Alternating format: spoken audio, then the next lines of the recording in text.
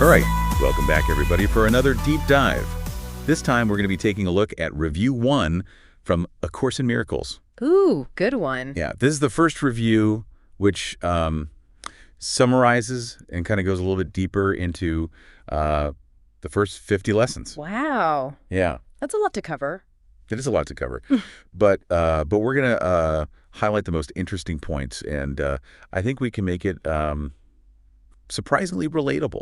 Oh, absolutely. Yeah. There's so much good stuff in Review 1. It's a great way to kind of solidify everything you've learned so far. Well, that's what reviews are for, right? Exactly. So I think what better way to start than by reading Review 1? I think that's a perfect place to start. Get us all on the same page. Yeah.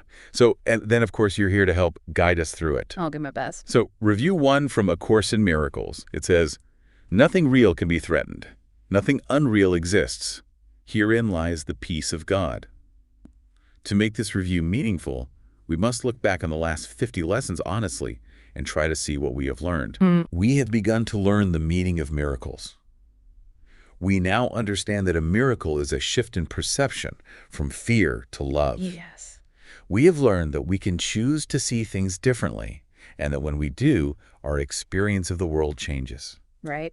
We have also begun to understand that we are not alone, that we are part of a loving universe that supports us in our journey. Yeah. The ego's voice still tempts us to believe in separation, scarcity, and suffering. But we are learning to recognize that voice and choose a different perspective. It's powerful, isn't it? We are learning to choose healing over suffering, love over fear, and peace over conflict. This is the journey of A Course in Miracles.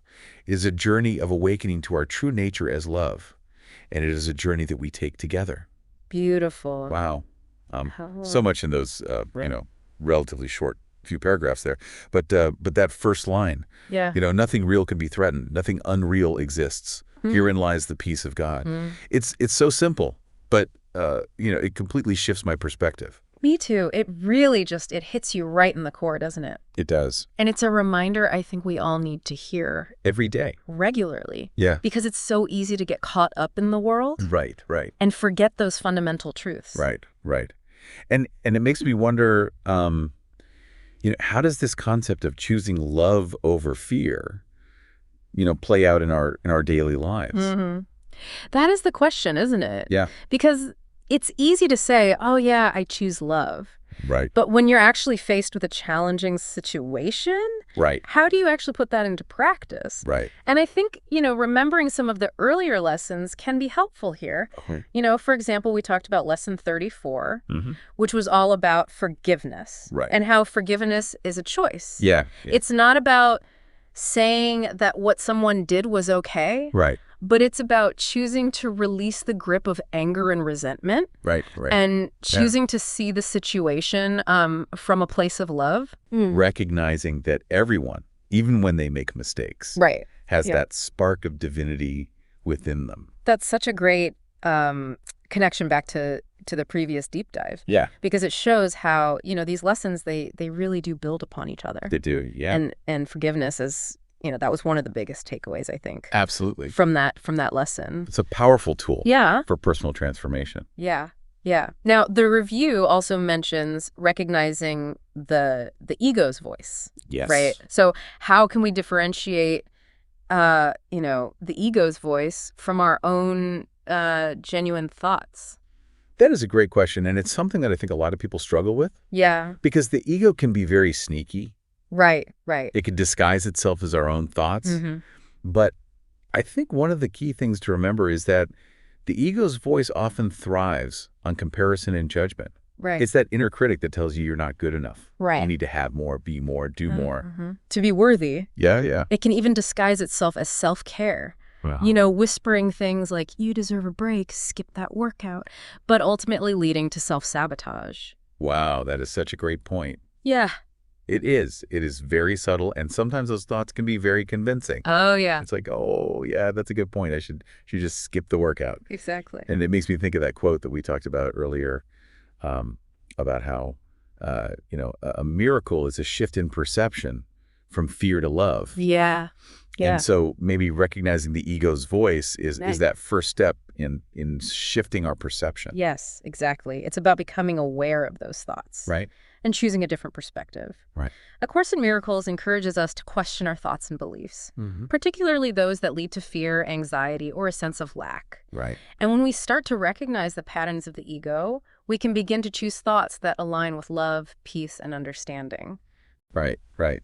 That's awesome. And you know what? We have a lot of great questions from our listeners. Oh, excellent. Yeah. About review 1, one listener asks, what is the real purpose of these reviews in A Course in Miracles? That's a great question.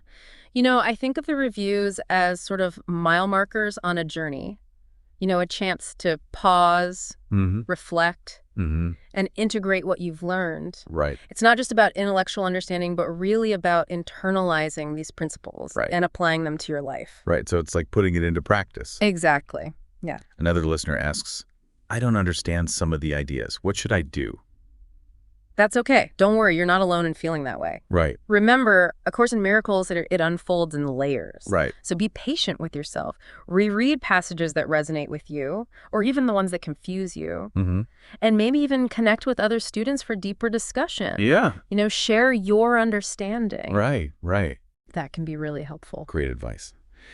And one final question. Do I really have to do these reviews? Well, think of it like revisiting a favorite painting. Oh, I like that. Each time you look at it, Right. you discover something new. They offer a valuable opportunity to deepen your understanding and connection with the Course's teachings. I love that. This has been such a fantastic exploration of Review 1. I especially love that reminder. Nothing real can be threatened. Mm-hmm. It leaves me wondering, how does that resonate with you? What feels threatened in your life? And how might applying the principles from the first 50 lessons shift your perspective? Let us know. Yeah, we'd love to hear your thoughts. Until next time, Keep diving deep. keep diving deep, yeah.